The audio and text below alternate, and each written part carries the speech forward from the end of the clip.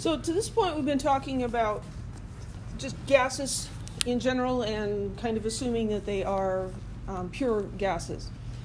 But many gas samples are mixtures of gases, just like many compounds are, or many substances, solids and liquids are also mixtures. So dry air is a mixture of gases. It's mostly nitrogen, also oxygen, a little bit of argon, a little bit of carbon dioxide, and then trace amounts of other gases.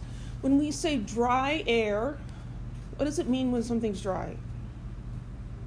It's not wet, right? It doesn't have water in it. So this is air without any humidity. So you add water into there, and that's going to change all the percentages. And as we know, humidity changes all the time. And so we're just going to talk about air without any humidity. So this gives us the composition of dry air, mostly nitrogen, 78%, 21% oxygen, and then a little bit of some other gases.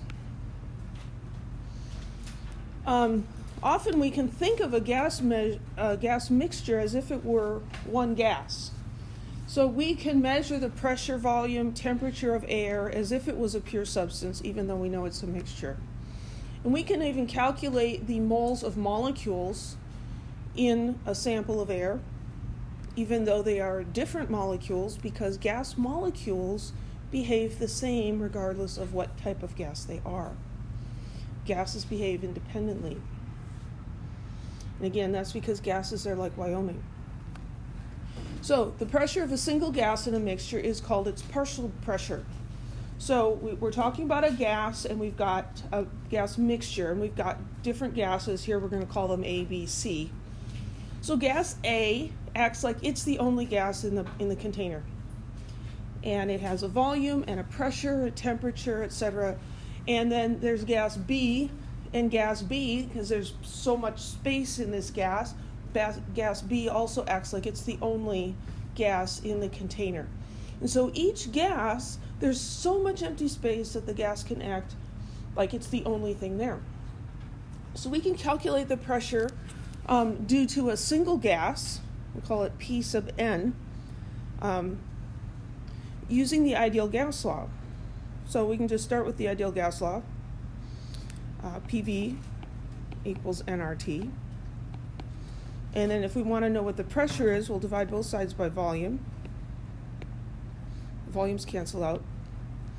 And we have that the pressure of gas N is equal to the moles of gas N times RT divided by V. So Dalton's law of partial pressures states that the sum of the partial pressures of all the gases in a mixture is equal to the total pressure. So the pressures of the individual gases add together. Just like if we had a box of fruit and there were apples and oranges and pears in it. The apples would add mass to the box, and the pears would add mass. Does the mass of the pears depend on the mass of the apples? No.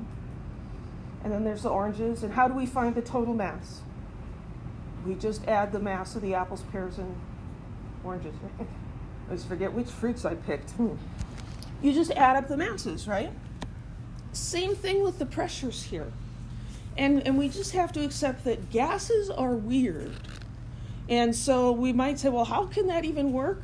Well, if you want to really understand it, I'd be happy to talk with you outside of class.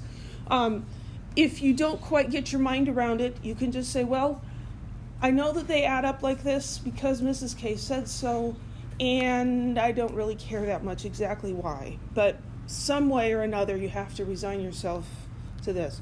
So Dalton's law is that the total pressure is the sum of the pressures of each individual gas. And so here's some derivation, and I'll go through this really quickly because I know most of you don't really care about stuff like this. So we can say that the total pressure is the sum of the pressure from each individual gas. And I just showed that the pressure from an individual gas is the moles of that gas times RT over V. And so we can add these terms for each of the gases. And then we can factor out RT over V. All of these gases are in the same container. They have the same temperature, the same volume, and the gas constant's always the same. So we can factor out RT over V, and then we get Na plus Nb plus Nc. So it's the sum of the individual moles of gas times RT over V, or we can state it like that. So the total pressure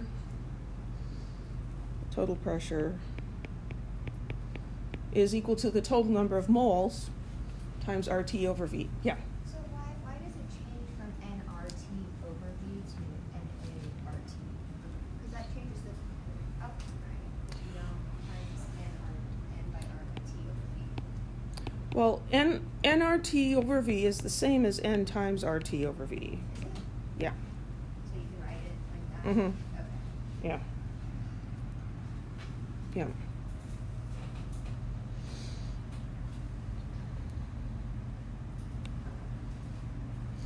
So the pressure from gas A is its moles times RT over V. And if we divide that by the total pressure, that's the total moles of gas times RT over V, and we can factor out the RT over V, and then we have the ratio of the pressure of one gas to the total is equal to the moles of one gas divided by the total moles of gas.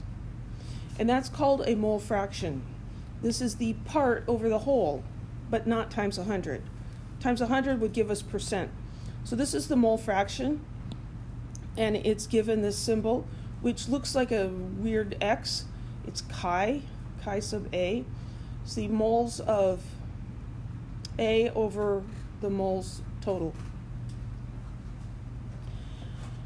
The number of moles of a component in a gas mixture divided by the total number of moles, is the mole fraction. And then we can do some other rearranging with this, and we come up with this guy down here. So these are already highlighted, but I'll highlight them again.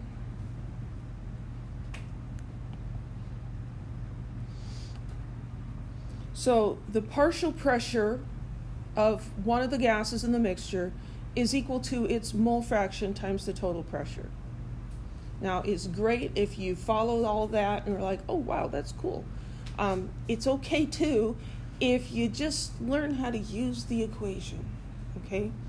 So mole fraction is defined up here. The mole fraction of A is the moles of A divided by the total number of moles. And these are equations that I'll give you on the exam. I'm going to give you a bunch of equations. And so that's, really great and everything, but then you have to know which equation to use. So the partial pressure of a gas in a component in a gas mixture is the mole fraction times the total pressure. So if we want to know what the mole fraction is, the mole fraction is equal to its percent by volume divided by 100. So the mole fraction is the same as the volume fraction, in other words. So in dry air, nitrogen is 78% of dry air. If we want to know what the partial pressure of nitrogen is, the equation we're using here is the partial pressure of nitrogen is equal to the mole fraction of nitrogen. Nitrogen times the total pressure. So 78% means it's 0.78 out of 1. So the mole fraction is 0.78 times the total atmosphere. So at sea level would be 1 atmosphere. And so the partial pressure of nitrogen is 0.78 atmospheres. Any questions?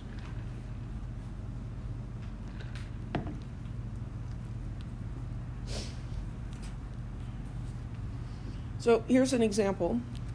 To prevent the presence of air, noble gases are placed over highly reactive chemicals to act as inert blanketing gases.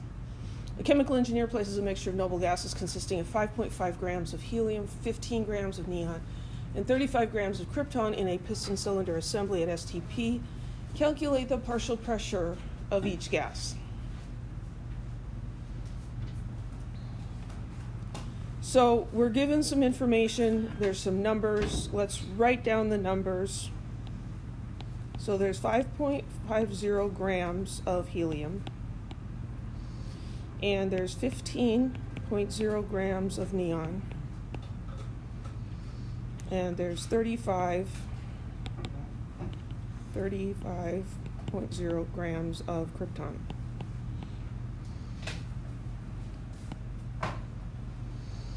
What does at STP mean?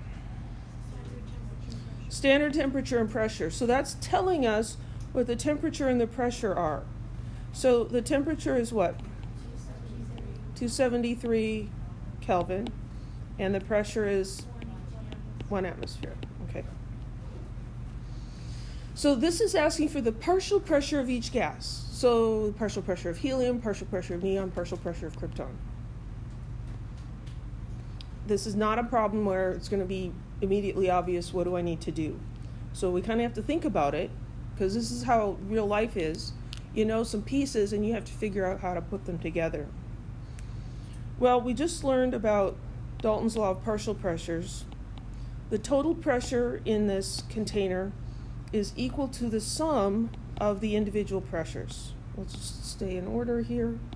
Helium, neon, and krypton.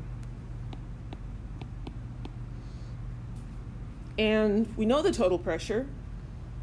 We know that's 1 atmosphere. So that's great. But we're supposed to find those individual pressures. The pressure of a gas depends on its mass or on the number of moles. It depends on the number of moles, because the volume of a gas depends on the number of particles. It doesn't matter what size the particles are, just how many particles are there. So I've got masses here. I'm going to need moles, right? I need these amounts in moles. So thankfully these are noble gases, and so they're just elements and we don't have to do anything fancy here. So 4.003 grams per mole of helium. That's a bad equal sign. So 5.5 divided by 4.003. It's Monday, and I'm just going to be sloppy and use the minimum number of significant figures. Ooh, gonna live dangerously today. 1.37 moles of helium. And so for neon, it's what, 20.18 grams per mole. So 15 divided by 20.18. So 0.743 moles of neon. And krypton,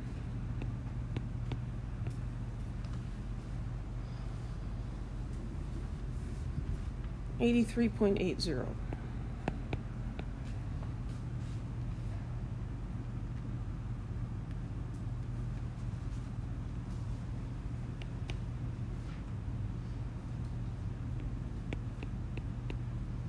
.418 moles of krypton.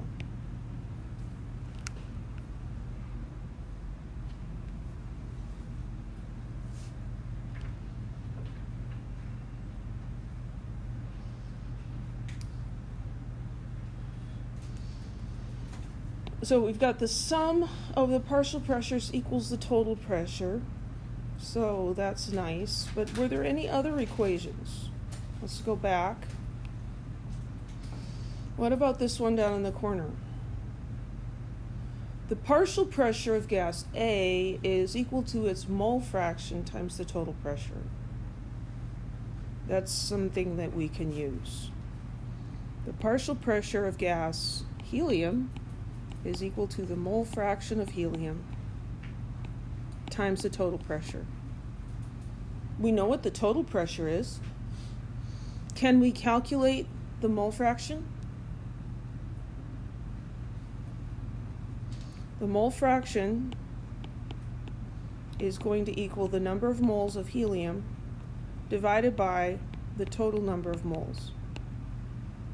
Well, we just calculated the number of moles of helium, and if we add these three together, we would get our total number of moles.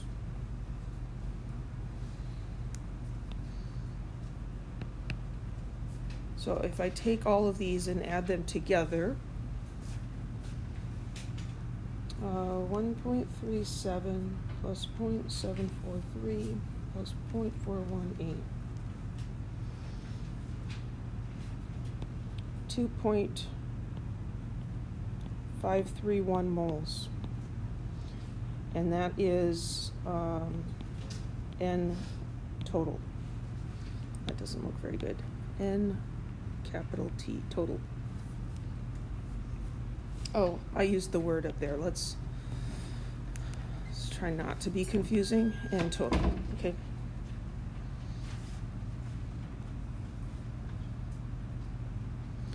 So can I calculate the mole fraction for helium?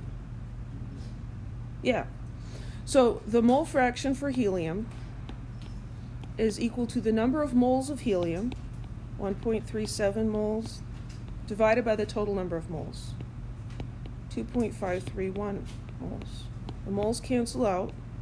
Fractions, like percentages, don't have units because the units cancel out. So this is 0.541. So a little over half of the particles here are helium atoms. And then I can also calculate the partial pressure of neon and of xenon. No, krypton. Well, xenon's easy at 0 because there isn't any in this problem. So partial pressure is equal to the partial moles? The partial pressure of a gas is directly proportional to its mole fraction. Right. Yeah. Just wanna check. So up here for the partial pressure of helium, I'm going to move this out of the way. Whoops.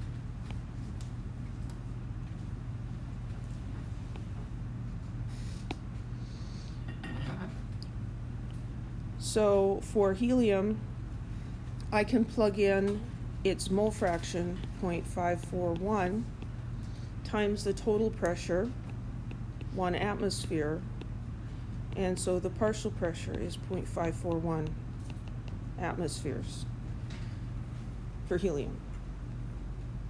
The mole fraction here is equal to the partial pressure because the total pressure is 1.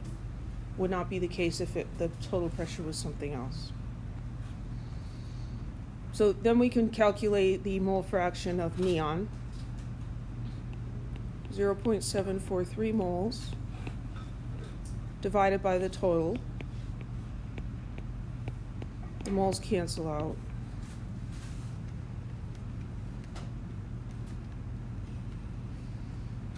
And I get 0.293. No, 294. Round that up. And then for krypton is 0.418 moles divided by 2.531 moles.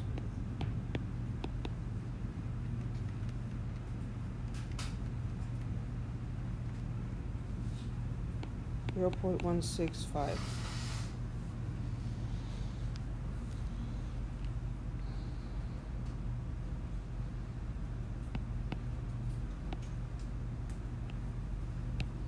I need some space, so I'm going to get rid of part of the beginning of this problem.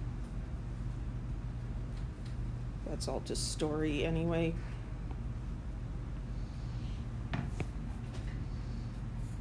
So I've got my partial pressure of helium, the partial pressure of, what's the next one, neon, is equal to the mole fraction of neon times the total pressure.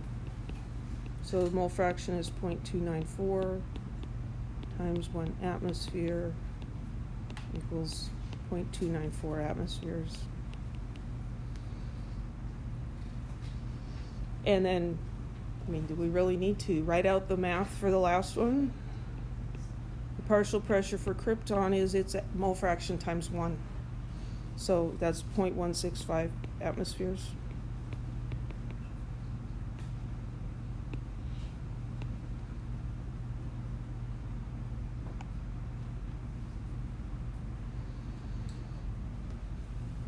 Now, what should be true about those partial pressures? They should add up to 1. So we can check that. 0.541 plus 0.294 plus 0.165. Ooh, it adds up exactly to 1. That doesn't always happen. It will come close to 1. If this had a little bit of difference in the third decimal place, I wouldn't worry about it at all. If it came out to 1.002, yeah, there's some measurement errors here. That's close enough. It is also true that the sum of the mole fractions have to equal 1, just like the sum of the percentages would have to equal 100. Mm-hmm. So can you just explain again the P and E equals X and E equals E? Why did you do neon versus helium or krypton? Well, I did helium. Up here. Oh. Why did you do them colors? Well, I started in blue, and then I was trying to keep the mole fractions separate, so I changed to green. Sorry if that was confusing. So I wrote it all out for helium and for neon, and then for krypton, because I didn't have much room left, I said, well, we really don't have to write that all out, right? The pressure of krypton is the mole fraction of krypton times the total pressure, which is 0.165 times 1 atmosphere, which is 0.165 atmospheres. It ends up being the same number because the total pressure is 1. Yeah. Any other questions? Yes? So say the pressure, it wasn't an STP and it was like 3.5. So we Mhm. multiply with 3.5 and it's also supposed to add up to Yes. So if my total pressure was something other than 1, then I'd be multiplying by that other number. Say it was 3 atmospheres. I'd be multiplying by 3 atmospheres for each of these because that's the total pressure. And then the partial pressures have to add up to the total pressure. All the parts have to add up to the whole. So the mole fractions have to add up to 1. The partial pressures have to add up to the total pressure, whatever that happens to be. Any other questions?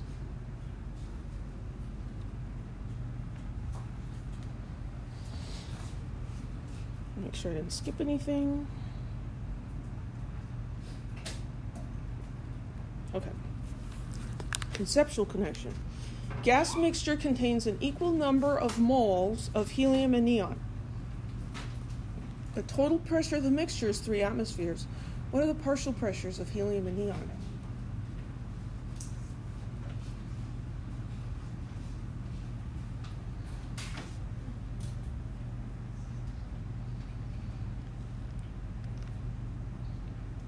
Well, the partial pressure of helium is equal to its mole fraction times the total pressure. And we know that the partial pressure of neon is equal to its mole fraction times the total pressure. And so we can use those equations to figure it out. But what if this was fruit in a box? And we're talking about how heavy it is. And we said a fruit box contains equal numbers of apples and oranges. The mass of the whole box is 3 pounds. What's the mass of each fruit?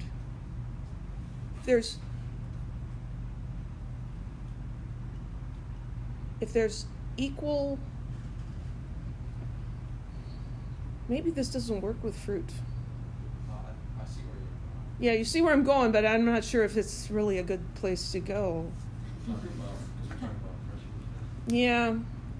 Yeah, scratch that analogy. That was one I just was doing on the fly, and sometimes those work really well, and sometimes they crash and burn, and I'm going to leave that one in a downward spiral. I'm not sure if it's going to pull out or not. I'll have to think about that one later. The number of moles of gases is proportional to their pressure. And so if these are equal numbers of moles, what does that say about the relationship between their partial pressures? They have to be equal, right? So if they each have the same pressure, let's call it X. So X for the one and X for the other, and that has to add up to the total pressure. So what's X? 1.5, right? They've got to be equal. So it must be C.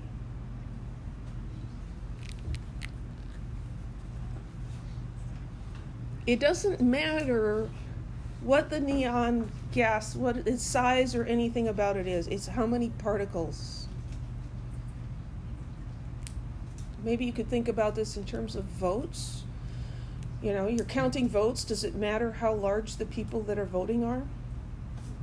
No. Each person has one vote. That's it. It doesn't matter if you're 100 pounds or 500 pounds. So if they weren't equal, then we'd have to do a little more algebra, and it would probably not be considered a conceptual problem. But like if we said that the, yeah, I don't think we really want to go there, but we could do that, yeah. Yeah, you might have to do like 2 equations, 2 unknowns type thing, and it could get messy, and I wouldn't give that to you on an exam. It wouldn't be on an exam, no. But you could figure it out. It could be done. Any other questions?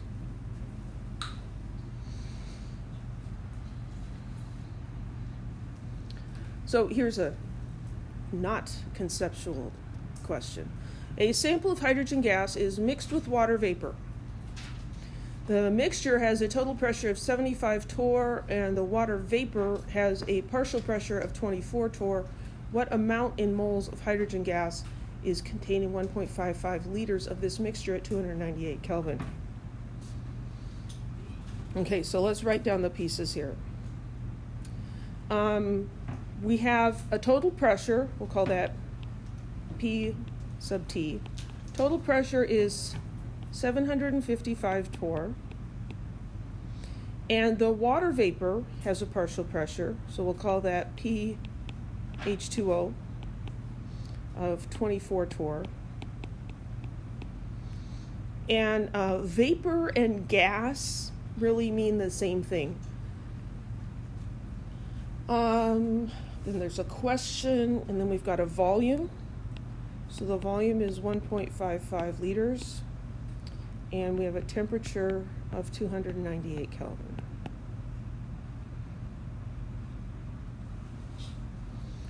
So now we need to think about this.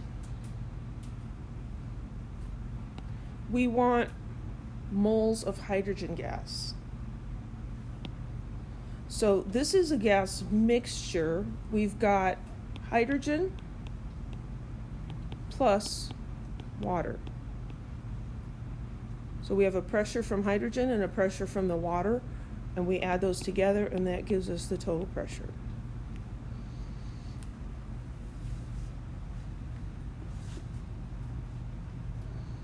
So could we find the pressure of hydrogen? Yeah, we could. The pressure of the hydrogen gas would equal the total pressure minus the pressure of H2O. And this is math that is actually so simple it becomes difficult, because you have 2 things added together and you know what they are together, and you want to know what the one is by itself. Well, it's got to be the difference, right? But our brains freak out because I don't know. So we can find the pressure of the hydrogen gas. So pressure of hydrogen, up here I've got it, the total.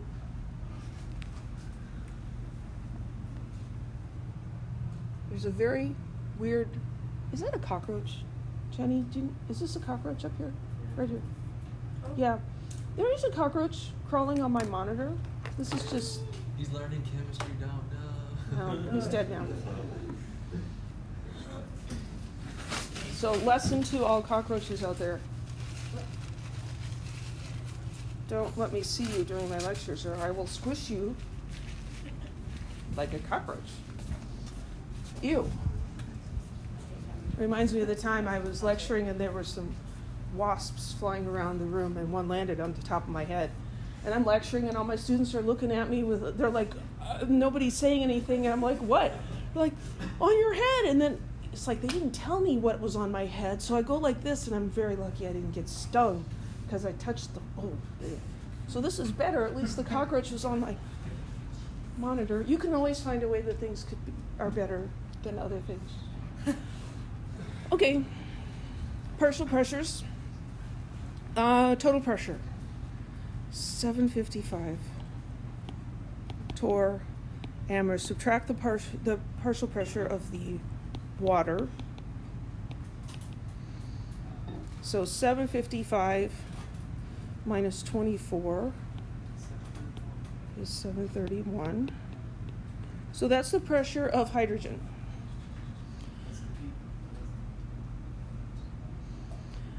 So I want moles of hydrogen gas. I've got a volume, I've got a temperature, I've got a pressure. What do I need? The ideal gas law, right? So the ideal gas law is going to help me out with this. So PV equals nRT. I'm trying to find moles. So I'm going to divide by RT on both sides. Those cancel out. So N is equal to the pressure times the volume divided by R times the temperature. We've got R in there. Anytime you have the ideal gas constant, then all the units have to be just right. So I need liters, atmospheres, moles, and kelvins. Well, I've got liters and kelvins, but my pressure here is in torr, and so, as so often happens, I need to convert this to atmospheres.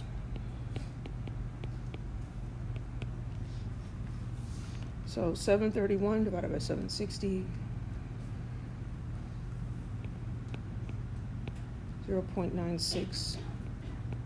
184 atmospheres. So now I can plug that in for the pressure.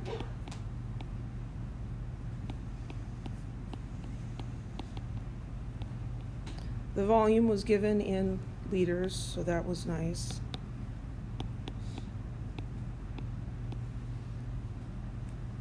Divided by R is the same thing it was last week.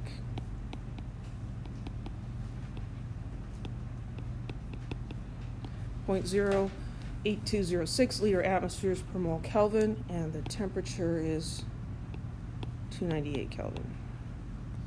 So my units, the atmospheres cancel, the liters cancel, the kelvins cancel. 1 over moles ends up being moles. Now again, be careful as you punch this into your calculator.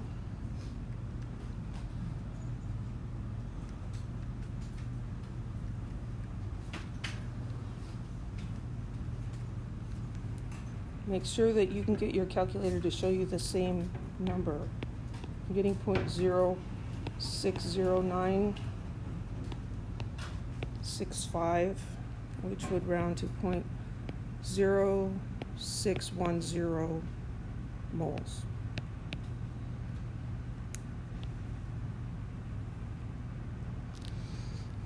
If the number you get is much bigger than that, it's because you're accidentally multiplying by 298 instead of dividing, and you either need to use parentheses in the bottom or just divide twice. Any questions?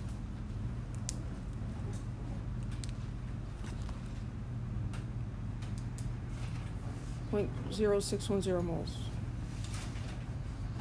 We talked about scuba diving at the beginning of this chapter, and here's some more about scuba diving. So when a diver breathes compressed air, the total pressure of the air is higher, which means that the partial pressure of oxygen is higher. And so that leads to an elevated concentration of oxygen in your body, and that can cause problems. Yeah? How does the physics occur? We'll talk about the bends in just a minute. So, oxygen is essential for life, right? If you don't have oxygen, you're going to die. But if you have too much oxygen, you're going to die too, right? So anything in excess is toxic. So that's, there's nothing really that's safe. So if everything's dangerous, then let's not freak out about everything. It's just, well, how much is it? How much of it is there? So there's actually a wide range of pressures that you can function under. So 0.21 is what our bodies are accustomed to at sea level, and so that's okay. And you can actually go quite a bit higher than that and be okay. But when you get up to about 1.6, that's the maximum that you could have and be okay. And above that, it's going to be harmful. The other end is not good either, too little oxygen, so that's called hypoxia. Hypo meaning below, oxygen, so not enough oxygen when the oxygen pressures are too low. And this is something that you're much more likely to experience compared to oxygen toxicity. You go up high into the mountains and you can have altitude sickness, and this is due in large part to hypoxia. Your body is just not getting enough oxygen. So what will occur that happens? Will you just faint? I think you feel weak, and you breathe more rapidly, and your heart rate probably goes up. You can actually feel quite ill, like you have the flu or something.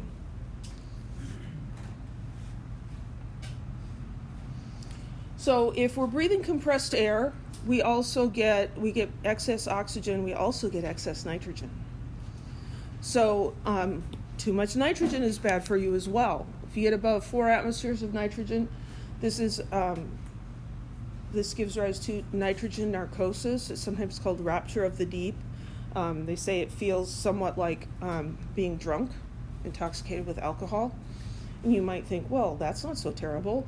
Yeah, but if you're like 50 meters below the surface and you're drunk and you're not thinking straight, that could easily be fatal, right? So that's not a good thing.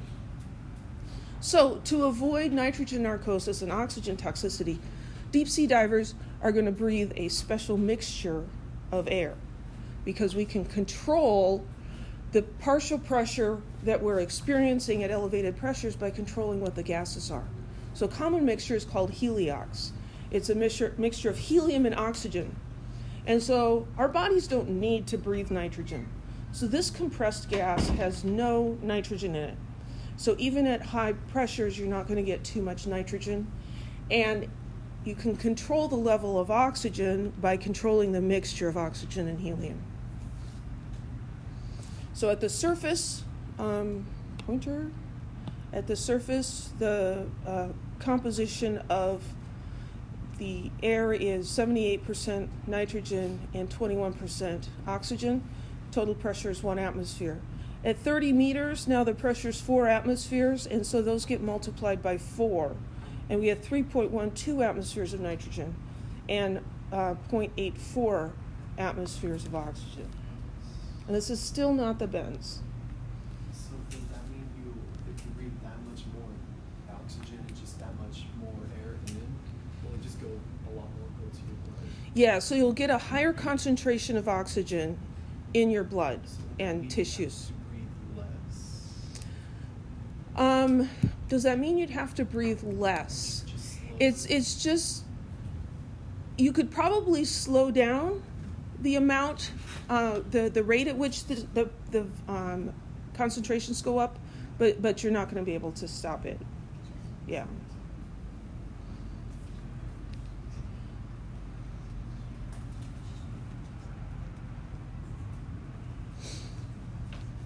So let's do a problem using this information.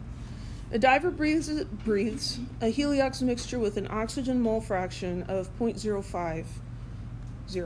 What must the total pressure be for the partial pressure of oxygen to be 0.21 atmospheres? And I'm not going to put heliox questions on an exam because unless you're a scuba diver, you don't really need to have this down pat. And if you are a scuba diver, you'll figure it out through that. But this could come up in homework and stuff. So here we have an oxygen mole fraction of 0.050. So chi oxygen is 0.050. And there's no unit on that. It's a fraction. It's just moles of oxygen over the total number of moles. And then we're told that the partial pressure of oxygen that we want is 0.21 atmospheres. That's what our bodies are accustomed to. And so it's asking, what's the total pressure? So I pulled the numbers out of the problem and wrote them down, and I labeled them. And that helps a lot in trying to figure out what can I do with these numbers, right? So we had an equation that had these three things in it, right? The partial pressure of a gas, here it's oxygen, is equal to its mole fraction times the total pressure. So this ends up not being complicated because we're given two of the variables, we need to find the third. Yeah? I don't understand what exactly is. So oxygen mole fraction, what does that actually mean? That's a good question. What does the mole fraction actually mean? So mole fraction of oxygen means the moles of oxygen divided by the total number of moles. So here it's moles of oxygen plus moles of helium. Yeah. So I know the partial pressure that I want. I know the mole fraction. I just want the total pressure. So I just rearrange this equation.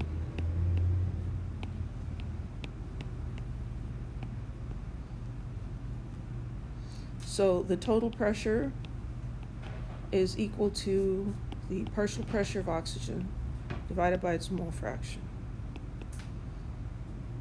So 0.21 atmospheres divided by 0.050. And these sorts of calculations can be done with any pressure unit. You could use torr or pascals. It doesn't matter. So this is 4.2.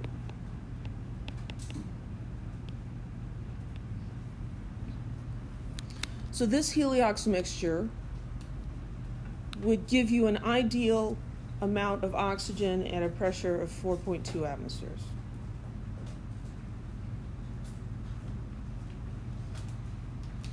So what you can do is you can have a tank of helium and a tank of oxygen, and you could vary the pressure as you go up and down.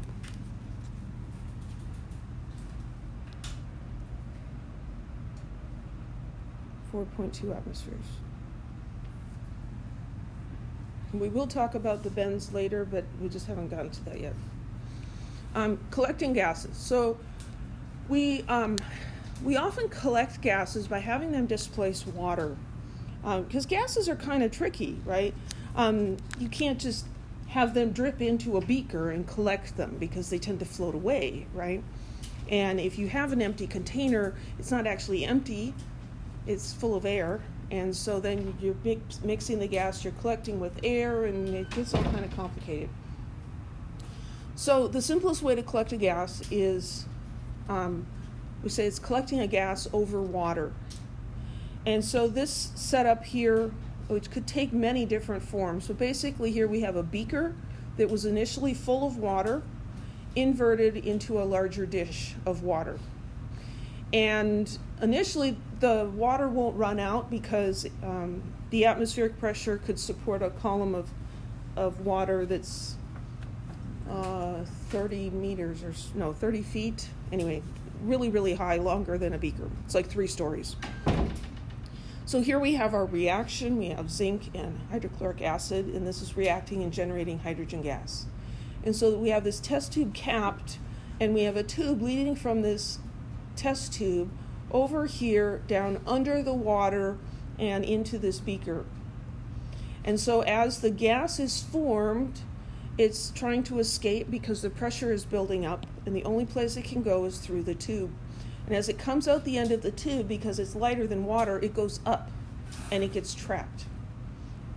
As the hydrogen fills up this space, it displaces the water and pushes the water out. So we can measure the volume of the gas in this container, but this isn't pure hydrogen because we have water here and the water is evaporating, and so we have a mixture of water vapor and hydrogen gas.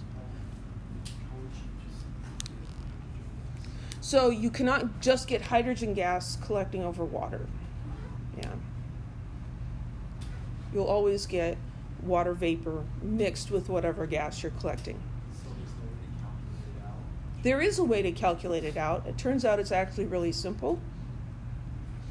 Because the partial pressure of the water vapor, which is also called the vapor pressure, depends only on the temperature of the water. So if the water's warmer, it evaporates faster and the pressure of water is higher.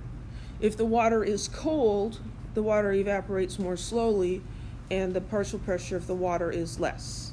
And we'll talk more about how that works later. But we can find the vapor pressure, which is the partial pressure of water, just by looking at the temperature. We can look it up in a table. This table goes from 0 to 100 degrees Celsius by 5-degree increments. And of course, there are more detailed tables available. So you can just look up the water vapor pressure and you measure the total pressure. And so you find the pressure of the gas you're interested in by subtracting. So a sample of acetylene is collected over water. The total gas pressure is 738 torr. The volume is 523 milliliters. At the temperature of the gas, 23 degrees Celsius, the vapor pressure of water is 21 torr. How many grams of acetylene are collected? Pull out the numbers and write them down. So 738 torr, that's a pressure, and that is the total pressure. Right? It says total gas pressure, so I'm going to call that P total. And volume, 523 milliliters. So that's the volume. And the temperature is 23 degrees Celsius. And the vapor pressure of water, so vapor pressure, partial pressure, same thing. So the partial pressure of the water is 21 torr. And I'm looking for how many grams of acetylene.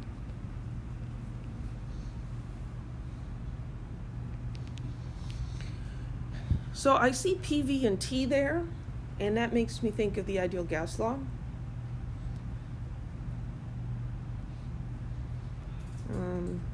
I'll do some of my thinking up here. PV equals nRT. That's a crappy R. RT. I've got P and V and T. I know what R is. I can find N, the moles of gas. I want to know the grams. If I had moles, can I convert to grams? Sure. So here I'm going to solve for N by dividing by RT. So N is equal to PV over RT. That pressure, though, I don't want the total pressure. I could use the total pressure, but then I'm going to get the total moles of gas, which is the water and the acetylene.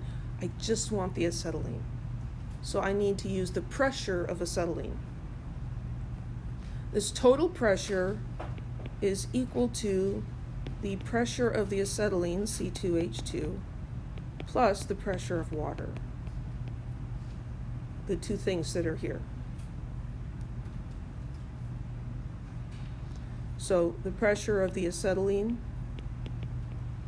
is equal to the total pressure minus the pressure of the water, 738 minus 21, 717. Did I do that right? This is a 3.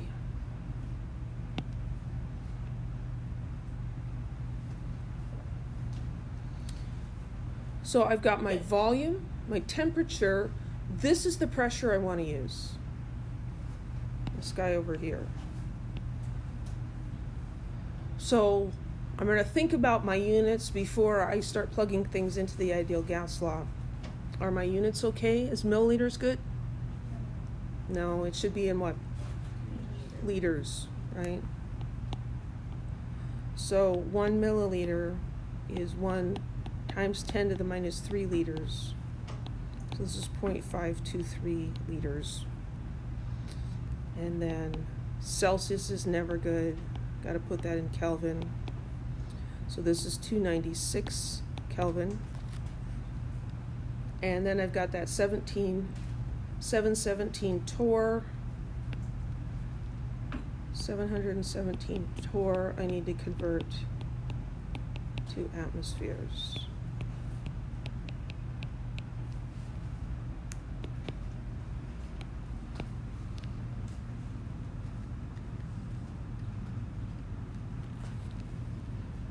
Zero 0.94342 atmospheres.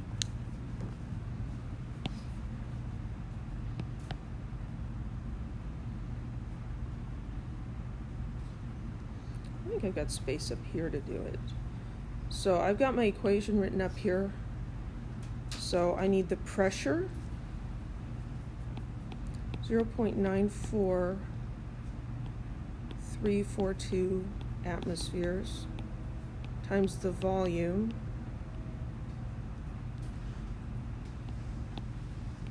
divided by the ideal gas constant,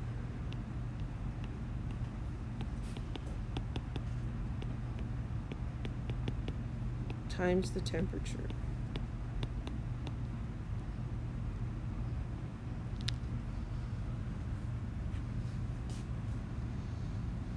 Point 94342 times 0.523 divided by 0.08206 divided by 296.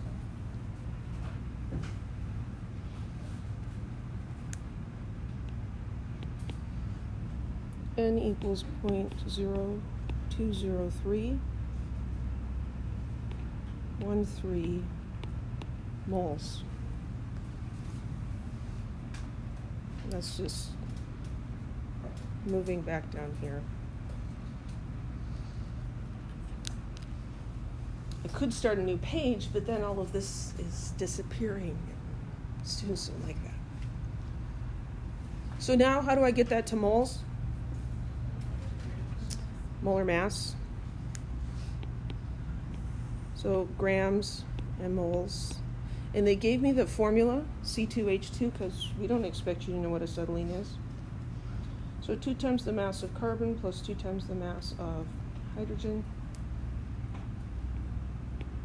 26.036.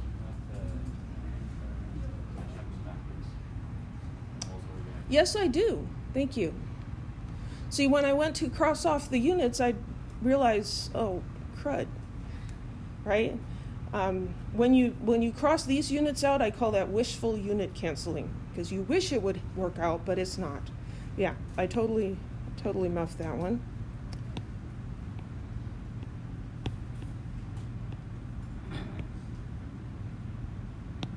I want grams, so I need to divide by moles. 26.036, and the moles cancel out, and that looks better.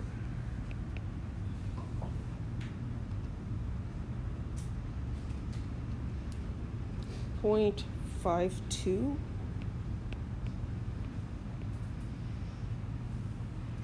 0.888 grams, 0.529 grams. Any questions? Why didn't you use the original as total pressure? That's a good question. Why didn't I use the original total pressure? Because this would give me the total number of moles, which would be moles of acetylene and moles of water. And I just want the mass of the acetylene. So that's why I subtracted out the water. Any other questions? These kinds of equations, can you make that, how we used to do like moles to grams to moles? Can you do that with these kind of? That's a good question. Can you do this with just unit analysis? You know, like the path we had for stoichiometry, grams to moles to moles to grams. Not really, no.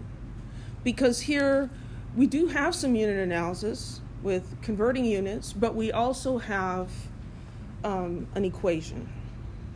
So, no. But the units can help us. Any other questions?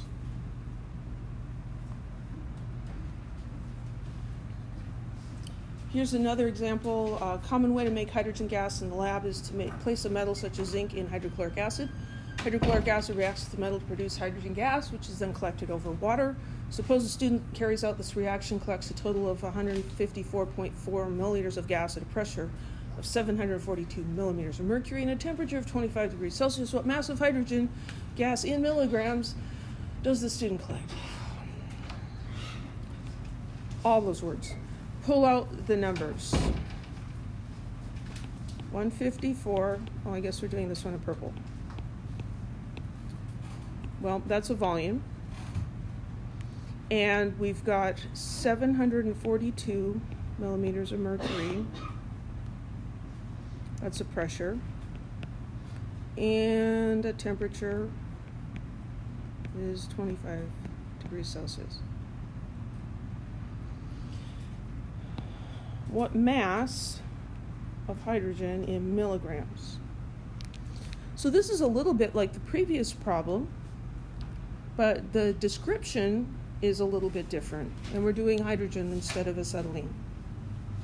I've got volume, pressure, and temperature. I can find the moles of hydrogen gas, and then using the molar mass, I can go to the mass. Now, what's important here, and often gets overlooked, collected over water.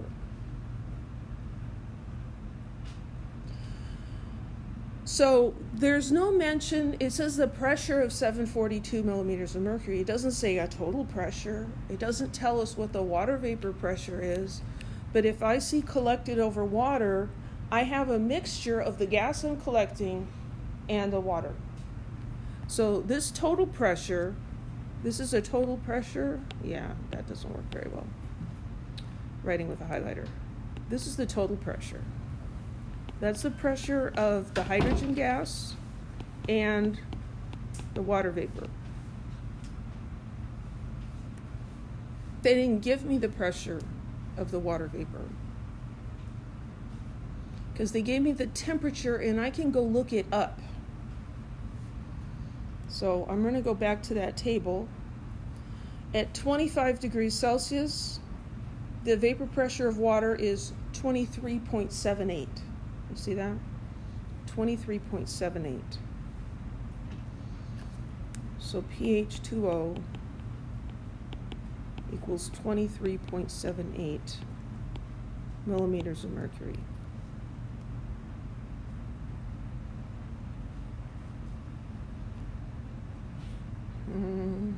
Let's see. So the pressure of hydrogen is the total pressure minus the pressure of the water. So 742 minus 23.78.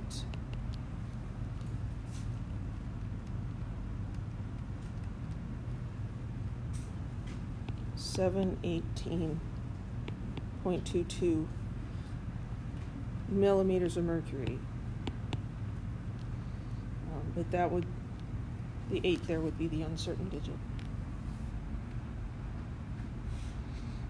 So now I have the pressure that I need. I've got temperature and volume, so I can go to the ideal gas law. We've done this rearrangement many times. Moles is PV over RT. Can I use millimeters of mercury? No. I need atmospheres. So times 1 atmosphere divided by 760 millimeters of mercury.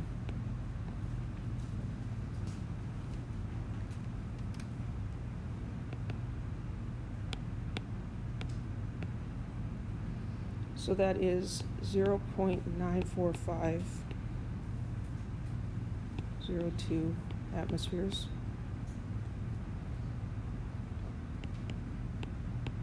0.94502 atmospheres.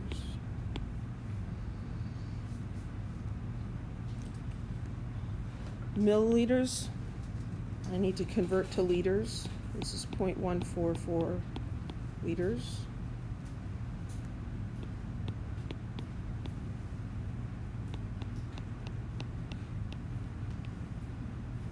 Our friend R.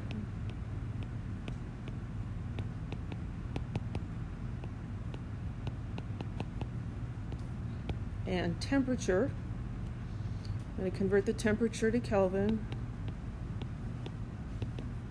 Oops, I gave the answer. Plus 273 equals 298.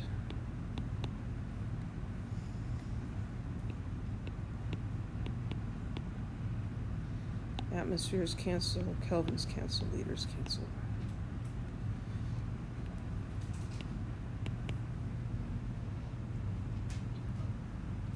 .94502 times 0.1544 divided by 0.08206 divided by 298. 0.0059668 moles. And sometimes it seems alarming. How can we have these small number of moles? Well, can you have part of a dozen? Can you have half a dozen? Sure. You could have 1/12 of a dozen, that'd be one thing, right? You can have a fraction of a mole, because a mole is Avogadro's number of things, right? So you have to get incredibly small before you're too small. Be 1 over Avogadro's number. So when you see small numbers of moles, don't freak out. So grams up there, moles down here. This is hydrogen. Hydrogen is diatomic, H2. And so the molar mass of H2 is 2.016. Yeah. Brain fart. Times 2.016.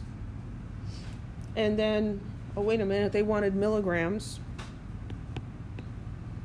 Milligrams and grams down here. Milli is 10 to the minus 3.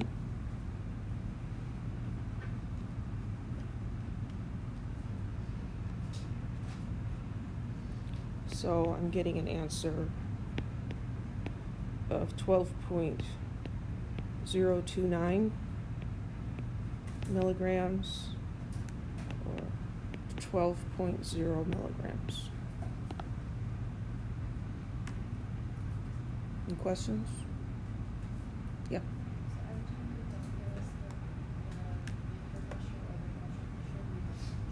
Yeah, if anytime it says collected over water or somehow describes it where you should be able to tell that it's above water, there's water vapor present, and if they don't tell you what it is, like on an exam, there would be a table with the periodic table that you could go look it up.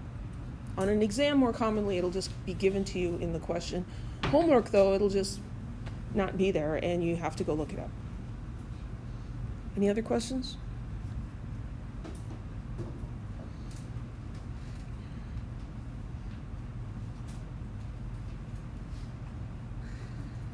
$12.0 milligrams.